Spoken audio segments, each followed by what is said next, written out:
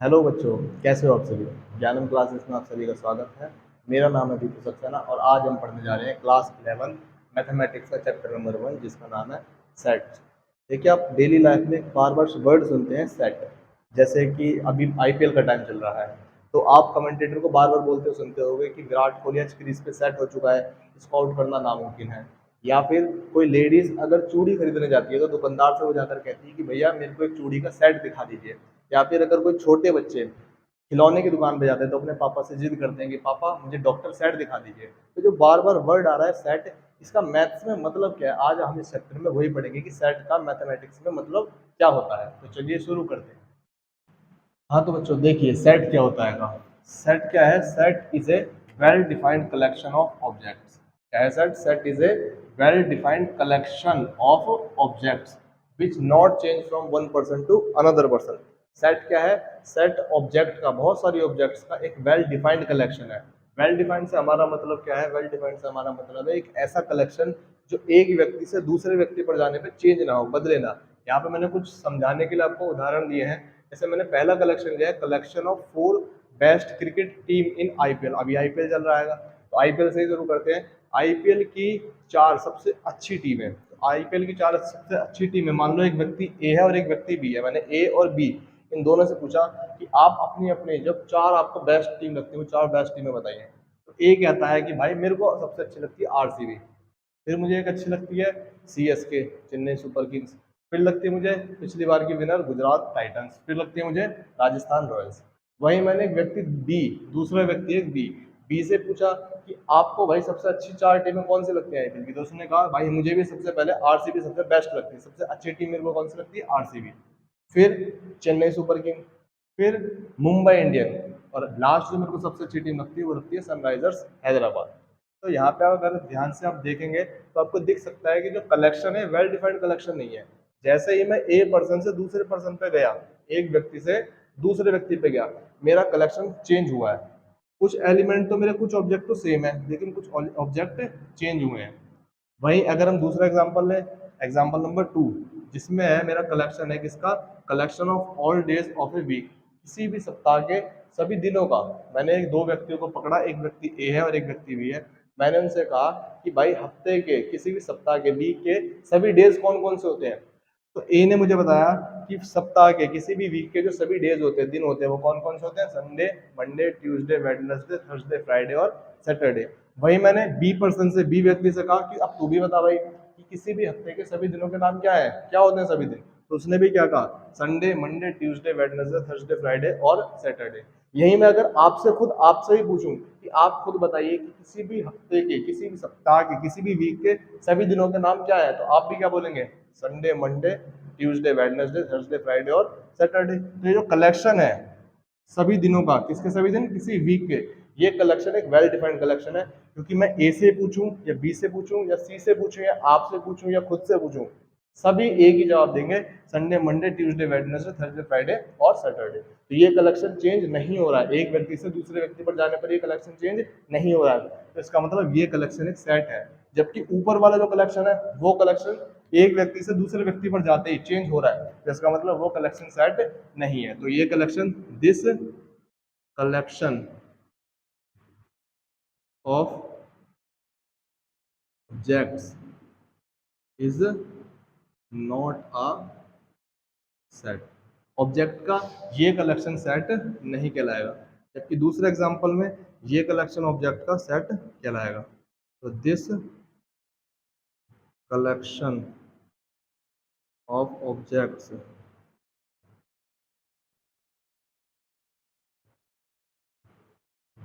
Is a set.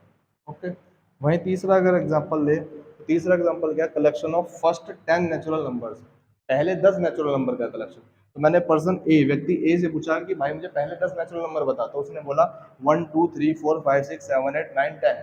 फिर मैंने B व्यक्ति से पूछा कि अब भाई तू बता कि पहले 10 नेचुरल नंबर कौन है। तो उसने भी क्या कहा? 1 2 3 4 5 6 7 8 9 10। अगर मैं किसी सी से पूछूं तो वो भी पहले 10 नेचुरल नंबर क्या बोलेगा? 1 2 3 4 5 6 7 8 9 और 10। सी से पूछ लिया, डी से पूछूं वो भी यही बोलेगा। तो ये कलेक्शन भी देखो एक व्यक्ति से दूसरे व्यक्ति पर जाने पर चेंज नहीं हो रहा है, इसका मतलब ये कलेक्शन भी क्या है, सेट है। तो this collection of objects is a set.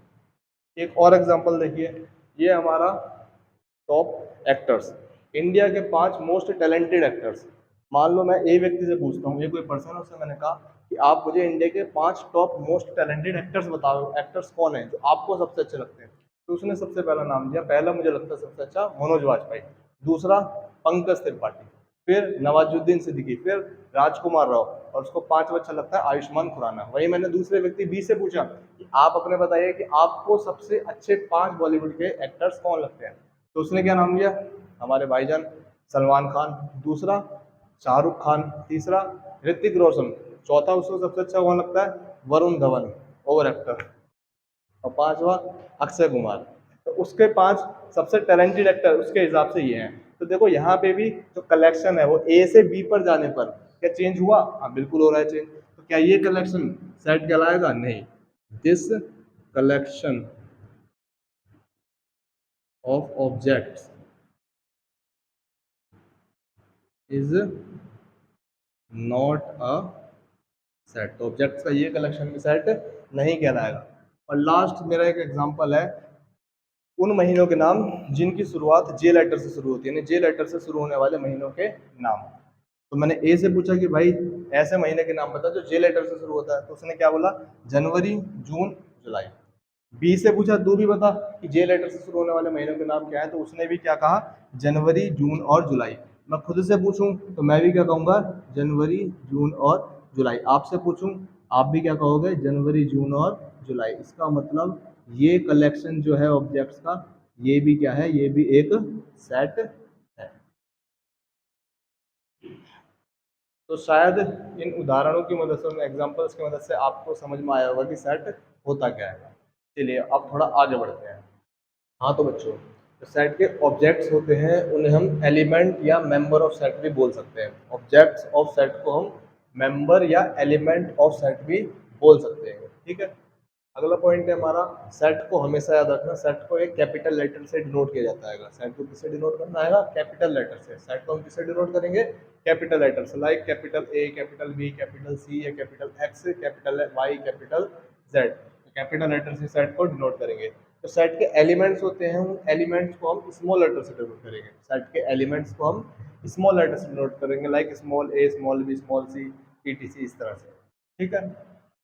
अगला पॉइंट है हमारा कि if any element x is present in set ए, अगर कोई एक एलिमेंट एक्स हैगा वो सेट ए में प्रेजेंट है, अगर कोई एलिमेंट एक्स सेट ए में प्रेजेंट है, तो हम कहेंगे कि वो एलिमेंट उस सेट में बिलोंग कर रहा है। क्या कहेंगे हम इसको, कि वो एलिमेंट उस सेट में बिलोंग कर रहा है। We say that X belongs to A. और इसको हम लिखेंगे कैसे, एक्स बिलोंग का ये सिंबल होता है, ये एक ग्रीक वर्ड है, ग्रीक सिंबल है। इसे हम कैसे लिखेंगे, एक्स बिलोंग्स टू ए, यानी ये एक्स एलिमेंट इस सेट ए के अंदर प्रेजेंट रहेगा।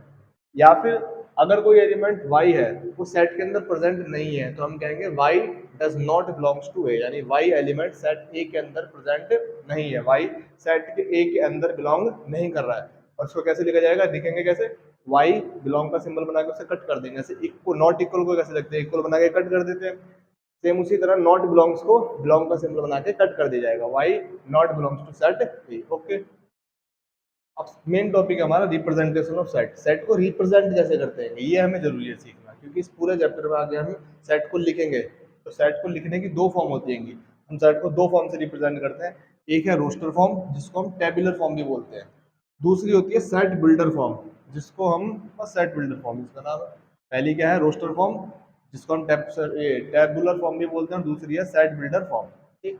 रोस्टर फॉर्म का बेसिक सा जो मतलब है वो है फैला कर लिखना, एक्सपेंड करके लिखना, चीज़ों को फैला के लिखना। लेकिन सेट बिल्डर फॉर्म का मतलब है बांध के वर्ड के रूप में लिखना, शब्दों के रूप में लिखना, ठीक है। हम एक एक करके एग्जाम्पल लेते हैं और उससे हम समझते हैं कि रोस्टर फॉर्म में और सेट बिल्डर फॉर्म में किसी भी सेट को कैसे लिखा जा सकता है। चलिए पहला एग्जांपल है हमारा, जैसे मान लो हमारे पास एक सेट ए है। ए क्या है, A is the set of first 10 natural number. जो ए है मेरा वो किस चीज का सेट है, पहले 10 नेचुरल नंबर का। हमें पता है पहले 10 नेचुरल नंबर क्या होंगे, 1 2 3 4 5 6 7 8 9 और 10। लेकिन इसको रोस्टर फॉर्म और सेट बिल्डर फॉर्म में हम कैसे लिख सकते हैं, इस सेट ए को रोस्टर फॉर्म और सेट बिल्डर फॉर्म में कैसे लिख सकते हैं, चलिए देखिए। सबसे पहले हम लिखेंगे रोस्टर फॉर्म में। रोस्टर फॉर्म में लिखने का तरीका क्या होता है बच्चों, रोस्टर फॉर्म में जो सेट के हमारे एलिमेंट्स होंगे, सेट के जो हमारे ऑब्जेक्ट्स होंगे, उन सभी ऑब्जेक्ट्स को लिखना आएगा, सबको कॉमा लगा के सेपरेट करना आएगा, और साथ ही साथ उस पूरे के पूरे कलेक्शन को हमें कर्ली ब्रेसेस में, कर्ली ब्रैकेट में बंद करके लिखना होता है, ठीक है ना। रोस्टर फॉर्म में हम कैसे लिखेंगे, जितने भी सेट में एलिमेंट्स प्रेजेंट है, जितने भी सेट में एलिमेंट्स आ रहे हैं, उन सभी एलिमेंट्स को लिखेंगे, सबको कॉमा से सेपरेट करेंगे, और उन्हें किस में बंद करेंगे, कर्ली ब्रैकेट में बंद करेंगे। किस में बंद करेंगे, कर्ली ब्रैकेट में। जैसे मैंने बोला था set of first 10 natural number, जो ए है वो क्या है, पहले 10 नेचुरल नंबर का सेट है, तो इस ए सेट को रोस्टर फॉर्म में हम कैसे लिखेंगे, कर्ली ब्रैकेट के अंदर हर एलिमेंट को लिस्ट करेंगे, हर एलिमेंट की वैल्यू लिखेंगे। तो पहले 10 नेचुरल नंबर में पहला एलिमेंट कौन होगा हमारा 1, फिर कॉमा लगा के सेपरेट करेंगे दूसरे एलिमेंट से, दूसरे का होगा 2, फिर 3, 4, 5, 6, 7, 8, 9 और 10। तो ये आ गए हमारे क्या, elements of set in roster form. समझे नहीं समझे, तो इस तरह से हम रोस्टर फॉर्म में किसी भी सेट के एलिमेंट्स को लिख सकते हैं, ठीक है ना। अब इसी सेट को, सेम यही सेट है, ये हमारा सेट है पहले 10 नेचुरल नंबर का, इस सेट को हम सेट बिल्डर फॉर्म में कैसे लिखेंगे। देखो सेट बिल्डर फॉर्म में कैसे लिखा जाता है, सेट बिल्डर फॉर्म में हम एक वेरिएबल की मदद से लेंगे। वेरिएबल क्या होता है, वेरिएबल माने एक अननोन चीज, जिसके बारे में हमें कुछ पता ही नहीं है, वो कुछ भी हो सकती है, उसकी वैल्यू कुछ भी हो सकती है, हमें नहीं पता, उसे वेरिएबल कहते हैं। तो हम क्या करेंगे, एक वेरिएबल ले लेंगे, लाइक एक्स वाई जेड, कुछ भी ले सकते हैं, वो आपकी मर्जी है, कुछ भी ले सकते हो। तो इसको भी लिखेंगे हम किसमें, कर्ली ब्रैकेट में बंद करेंगे। एक वेरिएबल ले लूंगा मैं एक्स, एक्स क्या है, एक वेरिएबल है। अब यहाँ पे लगाऊंगा मैं डबल कोलोन, इसे बोलते हैं x such that, x such that. अब एक्स के बारे में मैं डिफाइन करूंगा कि एक्स क्या है, x such that x is a natural number. X क्या है, एक नेचुरल नंबर है, एंड एक्स की जो वैल्यू है, देखो जो सेट है उसमें केवल 10 नेचुरल नंबर है। अगर मैं सिर्फ ये लिखूं कि x such that x is a natural number, तो इसमें एक से लेके इनफाइनाइट 1 2 3 4 5 6 7 8 9 10 अप टू इनफाइनाइट तक सारे नेचुरल नंबर आ जाएंगे। लेकिन क्या हमारे पास सेट में सारे नेचुरल नंबर है, नहीं, हमारे पास सिर्फ और सिर्फ 10 नेचुरल नंबर है। कितने नेचुरल नंबर है, 10 नेचुरल नंबर। तो x such that x is a natural number, x एक नेचुरल नंबर, ये तो बता दिया हमने नेचुरल नंबर है, लेकिन ये भी तो बताओ कि कहाँ से कहाँ तक है, पहले 10 नेचुरल नंबर है। तो जो x होगा वो मेरा greater than equal to 1 less than equal to 10, यानी जो मेरा x होगा उसकी जो वैल्यू होगी वो 1 के बराबर होगी, और उससे ज़्यादा हो सकती है, 10 तक होगी, 1 से लेके 10 तक।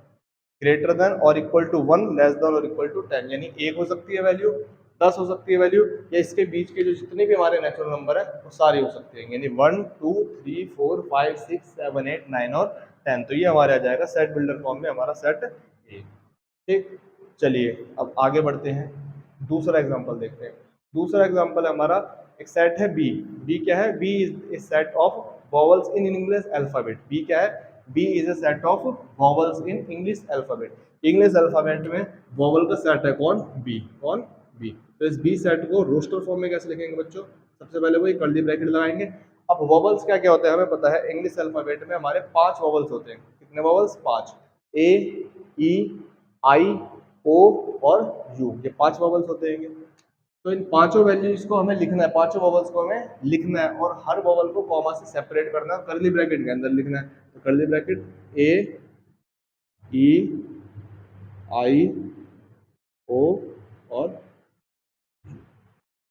ठीक। अब सेम इसी सेट बी सेट को सेट बिल्डर फॉर्म में कैसे लिखेंगे, तो देखो बी सेट को हम सेट बिल्डर फॉर्म में कैसे लिखेंगे, B is equals to curly bracket में वही एक अननोन टर्म, एक वेरिएबल ले लेंगे। क्या मान लिया वेरिएबल हमने, एक्स, सच दैट, अब एक्स के बारे में बताइए, एक्स क्या है, x such that x is a very, oh sorry, x is a vowel, x क्या है, एक वॉवल है in English alphabet, English alphabet,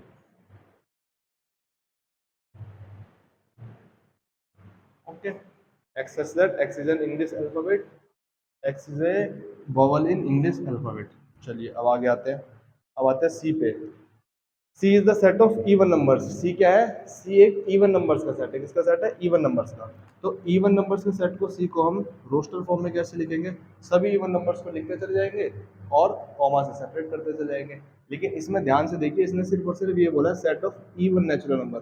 कितने इवन नेचुरल नंबर, कितने इवन नंबर है ये नहीं पता। कितने इवन नंबर है हमें नहीं पता। यहाँ पे पता था जो नेचुरल नंबर्स है वो 10 है, ओनली 10, फर्स्ट 10 नेचुरल नंबर है, पहले 10 नेचुरल नंबर है। लेकिन यहाँ पे ऐसा तो कुछ बोला ही नहीं है इसने कि पहले 20 इवन नंबर है या पहले 10 इवन नंबर है, पहले 5 इवन नंबर है। इसे कैसे लिखेंगे देखिए। सबसे पहले इवन नंबर कौन होता है बच्चों? 2। उसके बाद इवन नंबर दूसरा कौन है? 4। उसके बाद इवन नंबर कौन? 6। उसके बाद 8। उसके बाद 10।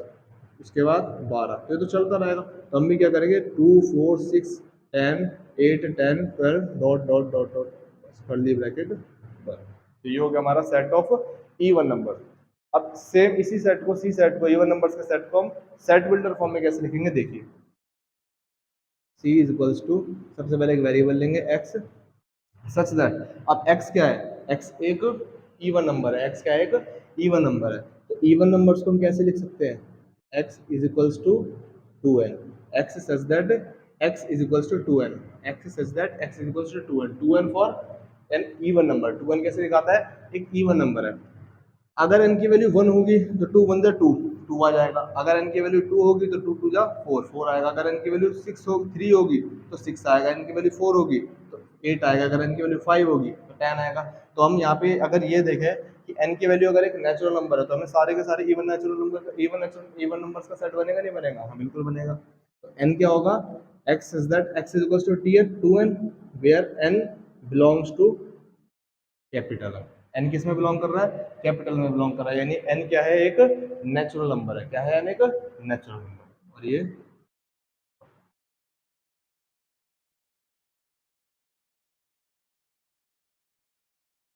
तो शायद बच्चों आप सभी को समझ में आया होगा इस चैप्टर के बारे में। इस चैप्टर के इंट्रोडक्शन वीडियो में मैंने क्या क्या बताया, वो चीज़ें आपको मैं समझता हूँ कि समझ में थोड़ी आई होंगी।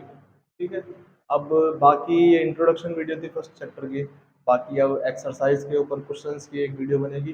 बाकी नेक्स्ट वीडियो में मिलते हैं आप सभी से। तब तक के लिए बाय सभी।